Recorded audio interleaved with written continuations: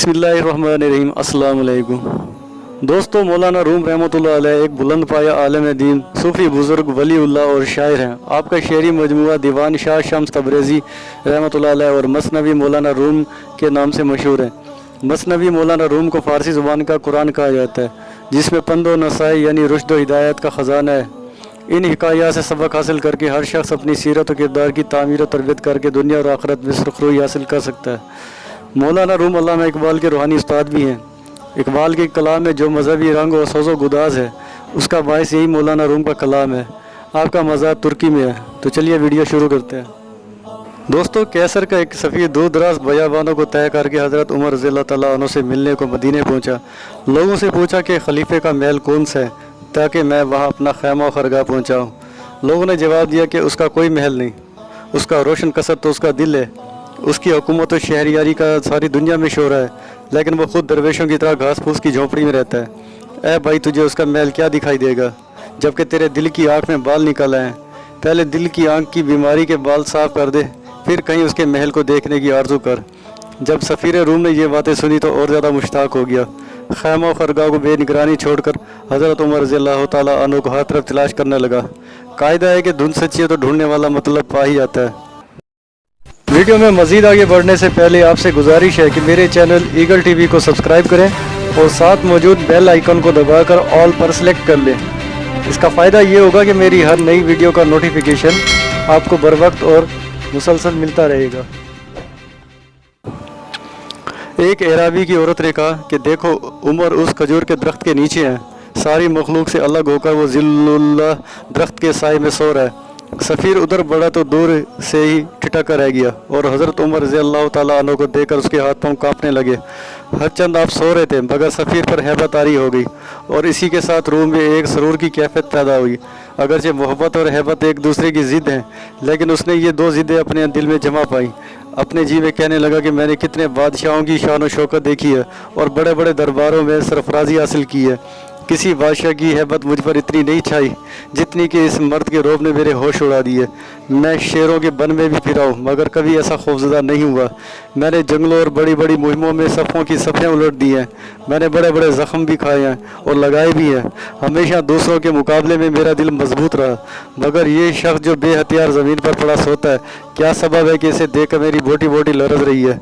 ये इस गरड़ी वाले फ़कीर की हैबत नहीं हो सकती, ये ज़रूर हक़ की हैबत है, मखलूक की नहीं। वो दिली दिली में बातें कर रहा था कि हज़रत उमर रज़ियल्लाहु तआला अन्हु ख्वाब से बेदार हुए। सफ़ीर ने आगे बढ़कर सलाम अर्ज़ किया। आपने जवाब देकर आगे तलब किया और तसल्ली देकर अपने पास बिठाया। उसकी वीरान दिल को आबाद किया, बहुत सी मार्फत की बातें समझाई। गोया शौकीन शागिर्द को कामिल उस्ताद मिला। सफ़ीर ने दरियाफ्त किया, ए अमीरुल मोमिनीन रज़ियल्लाहु तआला अन्हु, जान की लतीफ़ शय आलम बाला से आलम असफल में कैसे उतर आई और नाम महदूद आलम का परिंदा घुटे हुए पिंजरे में कैसे बंद हो गया। हज़रत ने फरमाया कि जनाब वारी के हुक्म में वो लज़्ज़त और तरगीब है कि बेगिनती वजूद वजद की हालत में अदम की तरफ दौड़ पड़ते हैं। सफ़ीर ने जब ये नुक्ते सुने तो उसके दिल में एक नई रोशनी पैदा हुई। उसने फिर सवाल किया कि इसमें फ़ायदा और हिकमत क्या थी कि लतीफ़ रूह इस कसीफ खाक में कैद हो गई। साफ पानी का कीचड़ में जज्ब हो जा, रूह फानी का और रूह बाकी का फ़ानी अजसाम में गिरफ्तार होना एक सी बात है। हज़रत उमर रज़ियल्लाहु तआला अन्हु ने फरमाया कि ए अज़ीज़, तू चाहता है कि तेरी हर बात में मानी बंधे हुए हों। आज़ाद व लतीफ़ मतालिब को लफ्ज़ों में कैद करना ऐसा है जैसा हवा को चंद आवाज़ों में बंद कर लेना। ये काम तूने एक फ़ायदे की खातिर किया है, लेकिन ख़ुद ये फ़ायदा तेरे मंशा को कहाँ देख सकता है। बस जब हमको इस फ़ेल में फ़ायदे नज़र आते हैं तो वो ज़ात जिसने ये तमाम फ़ायदे पैदा किए हैं अपने फ़ेल में क्या क्या फ़वाइद ना देखती होगी। अब अगर गुफ्तगू का कोई फ़ायदा नहीं है तो ज़ुबान बंद कर ले, और अगर वाकई फ़ायदा मंद है तो एतराज़ छोड़ और खुदा का शुक्र बजा ला। दूसरी हिकायत, इसका नाम है तोती का पैगाम भेजना। इसमें मौलाना रूम एक वाक़या नकल करते हैं। फरमाते हैं, एक सौदागर के पास हिंदुस्तान की खूबसूरत तोती थी। एक मरतबा सौदागर ने सामान सफ़र तैयार करके हिंदुस्तान जाने का कसद किया। रुखसत होते वक्त घर के सब नौकरों से पूछा कि हर एक के लिए क्या क्या तोहफे लाए जाएं।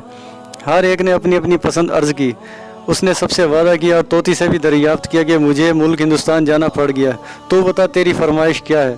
तोती ने कहा, जब तू वहाँ की तोतियों को देखे तो मेरा हाल यूँ बयान करना कि तुम्हारी कौम की फ़लाँ तोती जो तुम्हारी मुलाकात की मुश्ताक है, गर्दिश आसमान से हमारी कैद में है। तुमको उसने सलाम कहा और अपनी खलासी का मशवरा तलब किया है। कहना मुमकिन है कि मैं तुम्हारे इश्तियाक ही इश्तियाक में ख़त्म हो जाऊं और फिराक में जान दे दूं।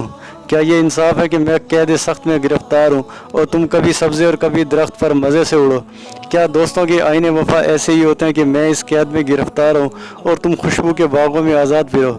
सौदागर ने वादा किया कि उसका प्याम और सलाम उसकी कौम तक पहुँचा देगा। जब हिंदुस्तान की हदूद में पहुँचा तो जंगल में चंद तोतियों को देखा। घोड़ा रोकर आवाज़ दी और अपनी तोती का सलाम और वो पैगाम जो अमानत था उन्हें पहुंचा दिया। उन तोतियों में से एक तोती थर थर काम कर गिर पड़ी और उसका सांस उखड़ गया। मालिक तोती को यह खबर देकर बहुत पशेमान हुआ और जी में कहने लगा कि मैंने नाहक एक जान ले ली। शायद ये हमारी तोती का अजीज़ था। मैंने अपनी बेमौका बात से इस गरीब को फूंक दिया। अलकिस्सा जब सौदागर कारोबार तिजारत से फारिग होकर अपने वतन वापस आया तो हर गुलाम के लिए तोहफा लाया और हर लोंडी को हदिया दिया। तोती ने पूछा कि मेरी फरमाइश भी पूरी की? क्या कहा और क्या देखा बयान कर। सौदागर ने कहा कि नहीं, मेरा जी नहीं चाहता। मैं खुद कहकर पशेमान हूँ। अपना हाथ चबाना और उंगलियां काटता हूँ कि बेहूदगी से ऐसा बुरा पैगाम बिल्कुल बेसमझी और भोलेपन से क्यों ले गया। तोती ने कहा, ए मेरे मालिक, पशेमानी काहे की?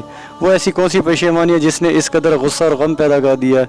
सौदागर ने कहा कि तेरी हम जिस तोतियों के गिरोह से मैंने तेरी दास्तान बयान की उनमें से एक तोती तेरी दर्द आशना निकली।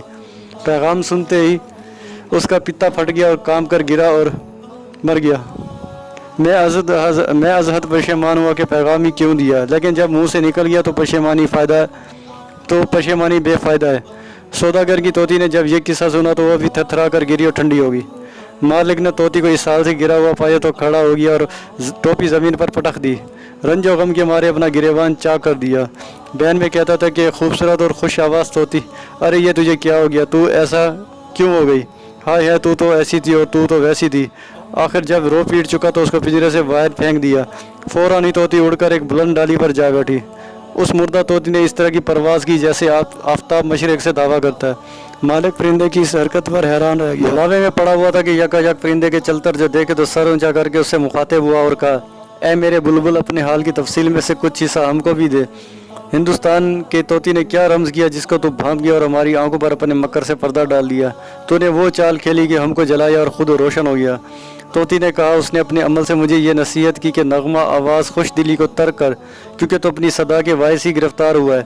सिर्फ नसीहत की गरज से उसने अपने को मुर्दा बना लिया। यानी ए परिंदे, तू जो आम व ख़ास का दिल बहलाने वाला गवैया है, तू मुर्दा बन जा ताकि कैद से खुलासी पाए। फिर तोती ने सलाम करके कहा, बस अब खुदा हाफिज़, ए मेरे मालिक, अलविदा। तूने बड़ी मेहरबानी की कि मुझे अंधेरी कैद से आज़ाद कर दिया। मालिक सौदागर ने कहा, खुदा की अमान, जा, तू जाते जाते मुझको एक नया रास्ता दिखा गया। तोती ने वतन असली का रुख किया। एक मुद्दत सोबत सफ़र उठाने के बाद आसाइश और आराम से रहने लगा। उधर मालिक ने जी में कहा कि मेरे लिए अब मसलियत यही है कि तोती का रास्ता अख्तियार करो कि वह बिल्कुल रोशन और साफ़ है। तोती के मरने से मुराद नफ्स को मारना है। देख, मौसम बहार में भी पत्थर सरसब्ज नहीं होता, लिहाजा तू खाक हो जा ताकि तुझसे रंग बिरंग के फूल खिलें।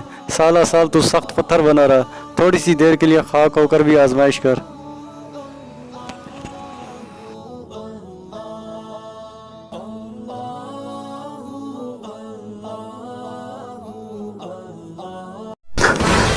दोस्तों, इस वीडियो को लाइक करें, सोशल मीडिया पर अपने दोस्तों के साथ शेयर करें और मुझे इजाज़त दीजिए।